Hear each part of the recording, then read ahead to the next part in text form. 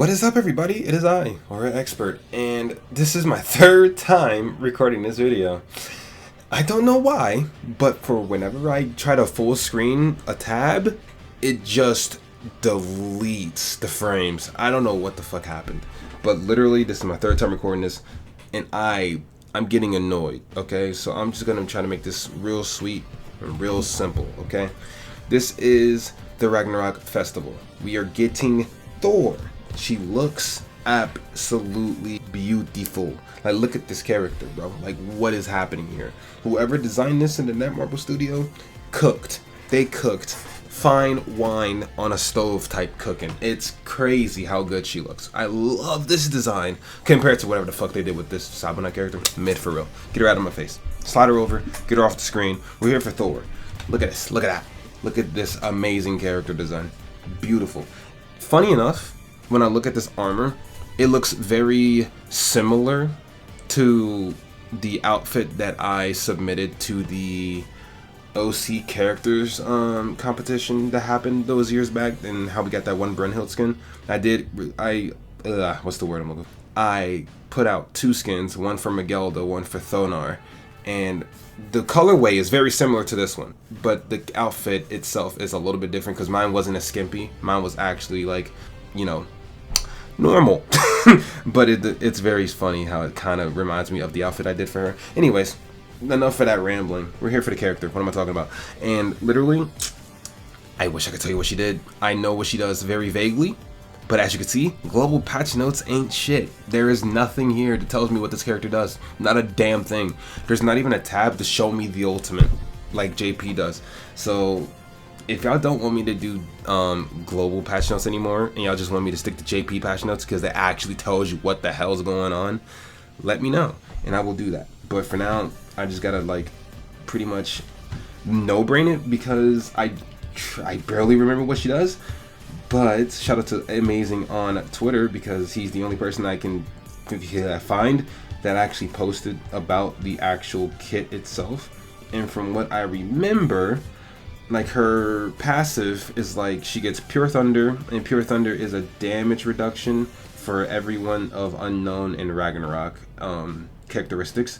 And then once her Pure Thunder is at max stacks, which I don't know what the max stat is, I think it's 2 or 3.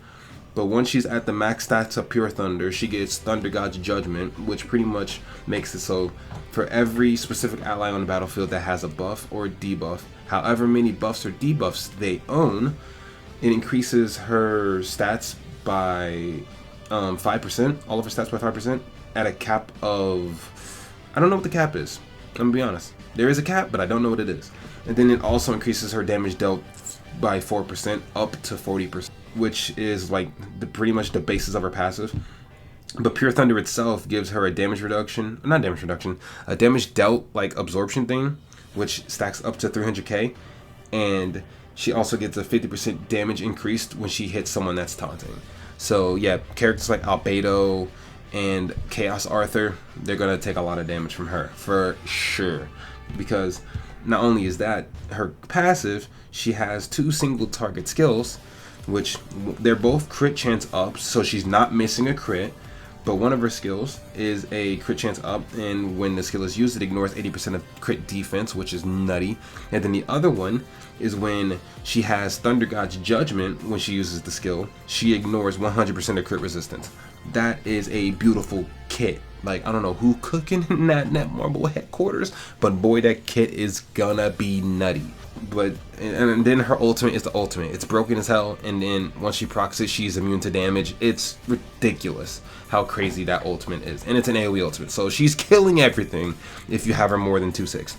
Like, it's not that funny. But we're moving on. We have Ragnarok Chapter 8, which I will be live streaming the chapter. I have to do Chapter 7 first, to be fair, and I'll probably put that in that same live stream. But we're going to be live streaming chapter to see what's going on here, because I do like the Ragnarok story and where it's going, so hopefully there's something there in this new chapter.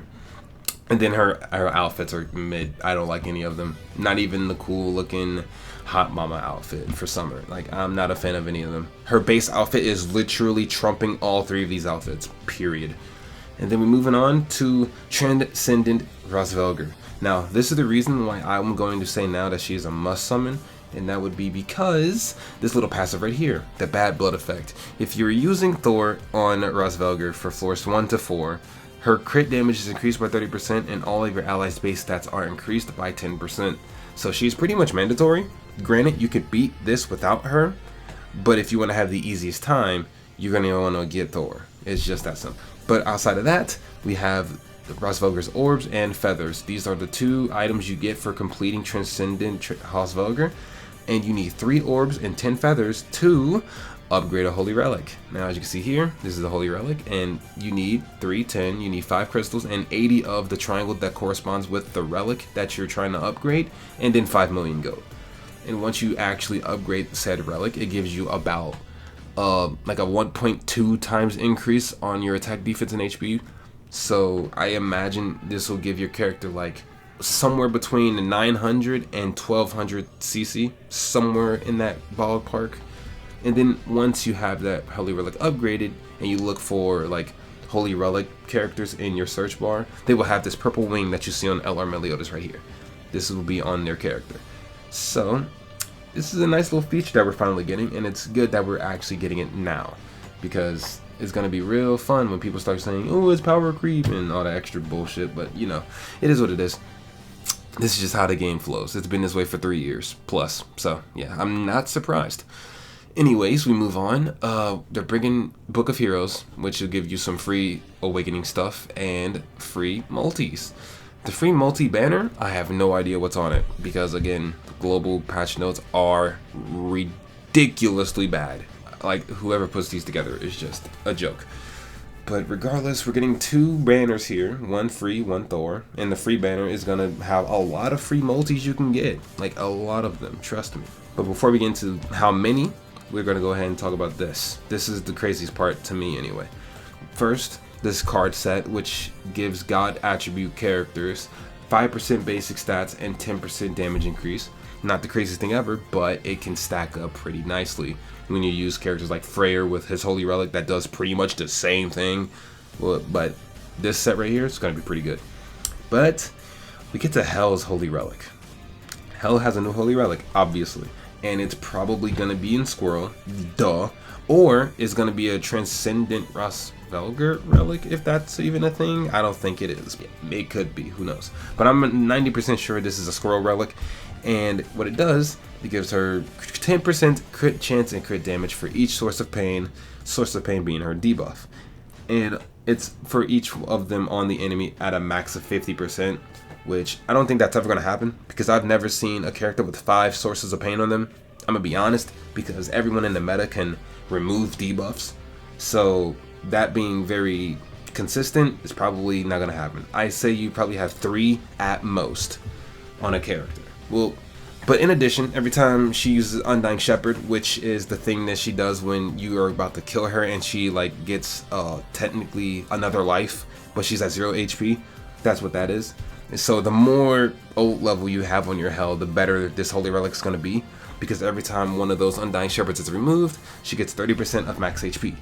And it scales off of your ultimate. If you're 6/6, she gets like 3 of these things. It's kind of dumb. But regardless, yeah, we don't know what the banner is, so I don't know what they're showing this garbage festival shop like they changed it in the past 2 years. They haven't. It's the same thing. But other than that, it's nothing too crazy. This is the tickets we're getting, and we're getting, you know, our traditional stuff for a festival. 200 to 300 gems for logging in every day for the next month. We get 10 tickets in the first 2 weeks, or 10 multis in the first 2 weeks, as long as you're logging in. And then we get a free Thor multi, and then we get 2 UR pendants. Nothing crazy, nothing new. And it's pretty much this way for the rest of the patch notes. We get some random boss fight that's not going to be hard, and a bunch of other garbage stuff. Hero Arena's coming around, so that's a good little plus for LR characters and True Awakening if you're that kind of guy. And yeah, that about sums it all up in terms of this update.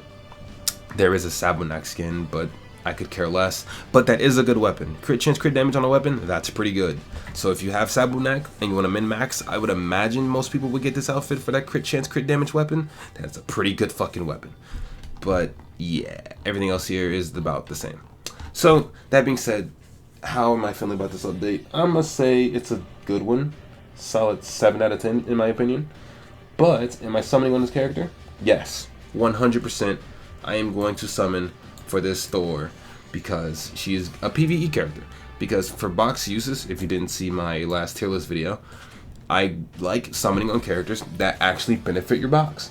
That's why I skipped Sabunat, because she's just a PvP character. She's not beneficial to my box at all because I don't play PvP that often. But this character right here, Thor, not only is she a PvP character, but she is a PvE character, not even a PvE god, if I can give her that title. Her being useful for the most newest PvE content, that's an easy dub, easy summon. There is no reason to skip this character.